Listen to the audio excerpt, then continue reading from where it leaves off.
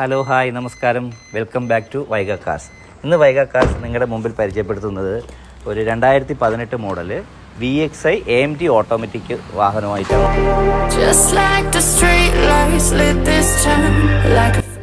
ഈ വാഹനത്തിൻ്റെ പ്രത്യേകത എന്ന് പറഞ്ഞു കഴിഞ്ഞാൽ ലോ കിലോമീറ്റർ ആണ് ഈ വാഹനം ഓടിക്കുന്നത്. വെറും 19,000 കിലോമീറ്റർ മാത്രമാണ് ഈ വാഹനം ഓടിയിട്ടുള്ളത്. നിലവിൽ സെക്കൻഡ് ഓണർഷിപ്പിൽ കിടക്കുന്ന ഈ വാഹനം ഹൈ ക്വാളിറ്റിയാണ്. അതുപോലെ തന്നെ ഫുള്ളി കമ്പനി സർവീസ്ഡും ആണ്.